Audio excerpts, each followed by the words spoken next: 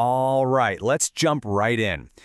Everything you see, everything you touch, even you, it's all governed by a set of invisible rules. Today, we're going to open up that rule book. We're going to decode the fundamental principles of chemistry that literally drive our entire world. Okay, I know what you're thinking. Sounds like the setup for a really weird joke, right? But the answer, believe it or not, connects everything we're about to explore. They're all about how matter and energy dance together on a molecular level. And by the end of this, you'll know exactly how it all works.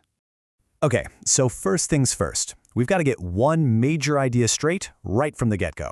Not all changes are the same. There's a huge difference between just shuffling things around and creating something brand new from scratch. So take a look at this. This slide just lays it out so perfectly. On the left, you've got a physical change. It's just a rearrangement. It's kind of like ice melting into water, right? The H2O particles are still just H2O particles, they're just vibing a little more freely. But look at the right side. In a chemical reaction, the atoms themselves break their old partnerships and form totally new substances. This isn't a shuffle, it's a complete makeover. So, what's actually powering these amazing transformations? What's the engine behind it all? Well, that brings us to the invisible force driving every single reaction: energy. All right, listen up, because this right here is the golden rule. If you remember one thing, make it this. Breaking bonds always costs energy. You have to put energy in. But forming bonds, that always releases energy out. Just think of it this way. Breaking up, it's always hard, right? It takes effort. It takes energy. But getting together, forming a new bond, that's a relief. It actually releases energy. And get this, you've experienced this golden rule every single time you've sweat. I mean, why does sweating cool you down? It's simple chemistry. For that liquid sweat on your skin to turn into a gas and evaporate, its little particles have to break the bonds holding them together. And to do that, they need energy. So where do they get it? They steal it as heat, right from your skin. It's basically nature's air conditioner. So this whole energy exchange thing basically gives us two flavors of reactions. You've got your endothermic ones. Think of them like little energy vampires. They suck in more energy than they let go, which makes everything around them feel cold. On the flip side, you've got exothermic reactions. These guys are givers. They release a ton of energy, like those little hand warmers you use in the winter, and they make their surroundings get nice and hot. Okay, this energy mountain idea, I think it's one of the best ways to picture this whole process. Imagine, for any reaction to even get started, the chemicals have to climb up this little energy hill. Now, for an exothermic reaction, once they get to the top, they get to slide way, way down the other side, releasing all that energy as they go. Fun! But for an endothermic reaction, they have to absorb a ton of energy just to struggle up to the top of a much bigger mountain, and then they just stay there. So we know why reactions happen. But what about how fast they happen? I mean, what's the difference between a firecracker and a rusting piece of metal? It's time to talk about chemistry's speed limit.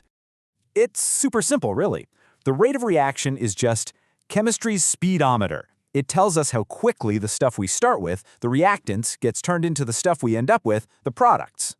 So what's the secret to putting the pedal to the metal? It's all about collisions. That's it. For a reaction to kick off, particles have to literally smash into each other, and they have to do it with enough oomph. So it makes sense, right? If you crank up the heat, the particles zip around faster, leading to more frequent, more energetic crashes. And if you increase the surface area, like grinding a sugar cube into powder, you just create way more targets for those collisions to happen. And look, this isn't just some boring textbook theory. This has real and sometimes tragic consequences. Think about this. A single lump of coal. It'll burn pretty slowly. But you take that same lump of coal, grind it into a fine dust, and let it hang in the air, suddenly you have a massive surface area.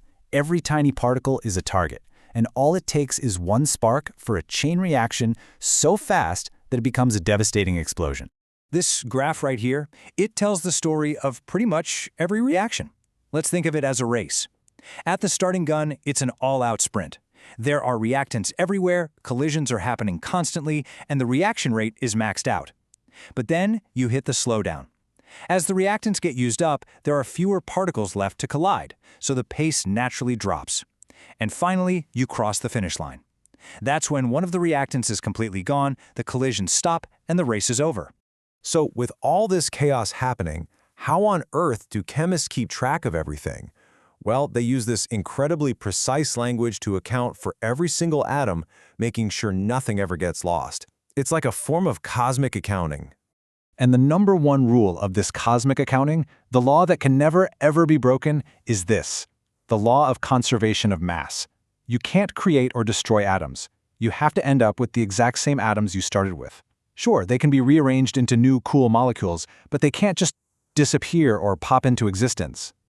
And that is why we have to balance chemical equations. I mean, just look at these scales. A properly balanced equation is perfect.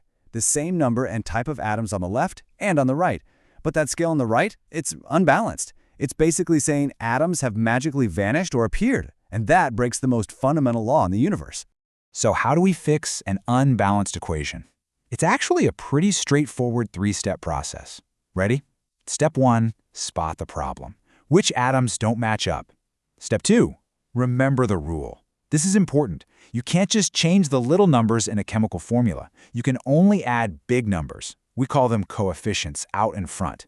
And step 3, add the right coefficient to multiply the whole formula until those cosmic scales are perfectly balanced again. Okay, for our last big idea, we're going to get into something that's, well, it's kind of mind-bending. So far, we've talked about reactions like they're a one-way street. But what if they could go in reverse? So what we're talking about is a reversible reaction.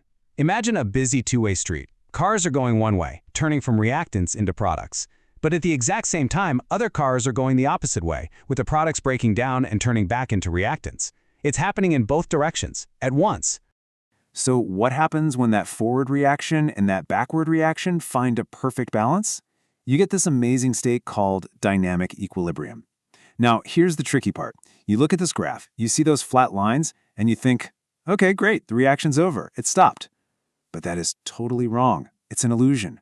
The key word is dynamic. It means it's still furiously working. The forward reaction is happening at the exact same speed as the backward reaction. It's not resting, it's a state of perfect, nonstop, balanced action. Whew, okay, that was a lot. So let's quickly recap the amazing new tools we've just added to our Chemist's Toolkit. 1. Physical changes just rearrange things. Chemical reactions create something entirely new. 2. Energy is like money. Breaking bonds cost you, but forming bonds pays you back. 3. Reaction speed is all about collisions. More collisions, harder collisions means a faster reaction. 4. Equations are our balanced recipes, and in our kitchen, no atoms are ever lost. And 5. Some reactions are a two-way street, constantly moving in a perfect dynamic balance.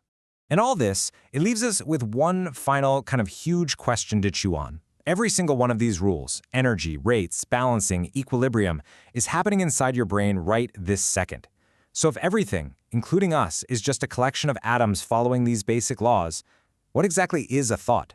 Something to think about.